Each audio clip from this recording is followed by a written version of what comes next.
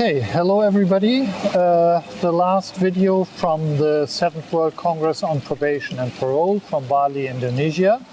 We're on the 4th day already, and we want to round up the 3rd and the 4th day, because yesterday we had a little technical problem when I talked to Annie de Vos, President of the CEP, and Daniel Danglars, Vice President of the CEP. So now we're together with Daniel today, and also with Nasir. He's head of one of the probation offices in Indonesia, and he was very heavily involved in organizing the World Congress on Probation and Parole. So very happy that you're here with us today. But I'll start with Daniel. Yes. Yesterday we had the closing ceremony, a very big ceremony like the opening one as well. But we also had some workshops and inputs yesterday. So Yes. what would you highlight from the 3rd day, the closing day of the World Congress on Probation and Parole? That was truly inspiring and powerful. Why? Of course, let me start ahead with what those different workshops, because there are so many parallel sessions. So unfortunately, you cannot attend to all. But as the opportunity, I was fortunate to attend one of the cost of probation, actually, and why we should be invest in probation. And because of all those hidden costs, actually, there was a study from ANOC, actually, it's Applied Saction University in the Netherlands, actually highlighting, not just highlighting, demonstrating basically that it's well worth fit to invest in probation, because actually it's a win-win. I'm not saying the whole society is win-win, the client, probationer handling actually, and the families, and it's always good actually. It's kind of virtuous circle actually. The cost you're saving on accommodation, impact cost on the family, impact cost on house and employment, all those hidden costs that we never actually properly measure. So that's why this research actually it's published, it's out there. So this one was really good. And then also another session on EM, because EM, with electronic monitoring, we tend to take it for granted. It's just a tool, and we think that this tool, like a magic wand, is going to do the magic. But a tool without the recipe, the probation part, make sure it's a proper supervision, make sure actually it's a kind of, the level actually is pretty invasive. So, yeah, that was really... Yeah, the way the frame is put it, and talking about yesterday, of course, we learn about the new host, basically, from Indonesia, actually from 2 years ago, The Hague, Netherlands to Indonesia, and now we're going back to Europe, the Baltic countries, with Latvia. We are stronger as we care for the others. That's let's say, totem, basically, and so and the next World Congress will be 2028 will be in Riga, Latvia. Riga, Latvia, but that's what right. you said about the host country just now, maybe something we can ask Nasir. You organized this Congress, you had a lot of legal changes in the last years in Indonesia. Do you think this World Congress was good for bringing forward parole and probation in Indonesia? Yes, of course. We are very honored to be the host of the 7th World Congress on Probation and Parole 2026. We are very happy, very helpful with all of the participants.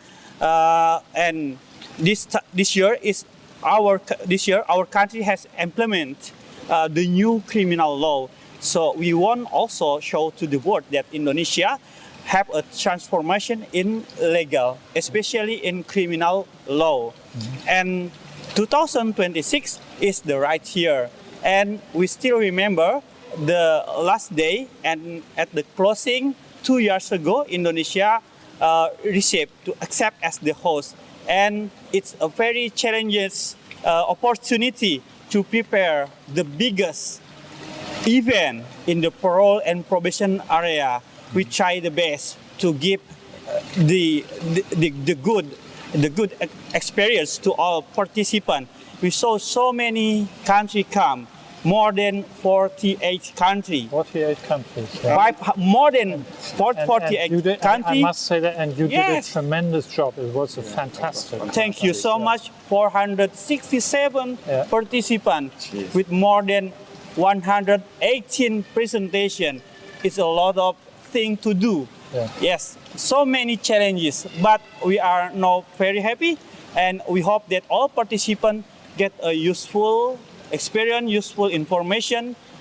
And especially for Indonesia, we hope that this Congress, the global community, can also help our country to develop probation and parole more. Super. Thank you very much, Nasir. And I think Thank we you share your very much. optimism. Thank you so much, Joe, and thank you, Daniel. Yeah. We hope we can do together for the next Congress. Of course, the committee will be Latvia country. It's a beautiful country, and we hope that we can also involve in preparing the next World You Congress. will be involved. Be Thank sure you about that. Probation and parole. And Thank maybe you. Thank you. last question for yesterday to you, Daniel. There was also talk about forming a worldwide probation organization. I mean, we have European organizations, American, African organizations are in the pipeline, so to say. Also in Southeast Asia, countries think about forming organizations like that. Do we need a worldwide organization, a new organization? Okay, maybe it's an ongoing process and there's an ongoing discussion, but it totally makes sense when you're kind of echoing what you just mentioned. We are stronger as we care for the others, and what matters is truly the global goal, basically, the World Congress, and having some kind of sustainability and a proper governance. But I think it totally makes sense because we're not alone, and as we've seen over there in Asia, Indonesia, Bali, we got common and we share common challenges.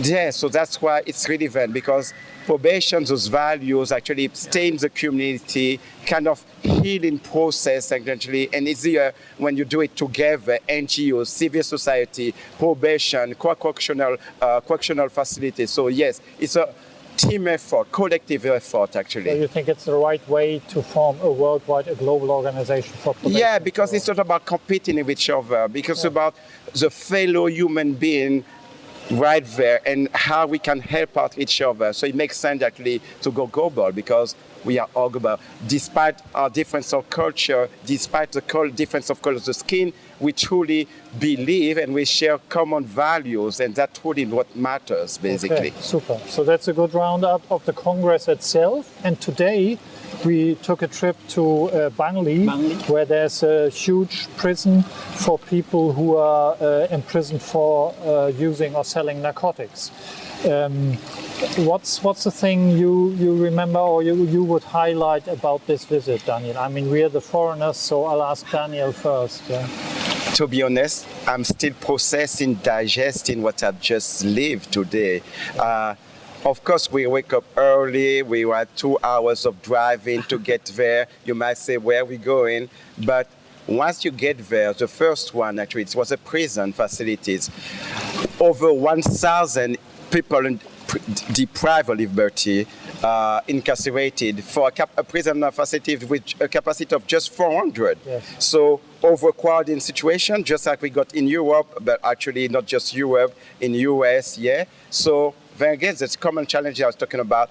And there, once you get there, of course, only if you can benefit from the good activities, the good work doing there, being a sense of belonging to a community. Of course, there was kind of the traditions, the dancing, but even behind the dancing, it's not just to be fancy. There's a whole story behind it. Instead, you actually educate okay, and transmit generation to the generation the history, and a sense that they are still part of a community despite being deprived of liberty, and the work actually recycling, all in be able to consume actually what they are producing inside the prison. So that was So Nasir, despite the fact that there's this big overcrowding, we all had a very good impression about the atmosphere, about the friendliness of the people, about the commitment of the staff. peaceful, the quietness, Very and kind of peaceful. a place to to think, to reflect, and to move forward. But my question to you would be,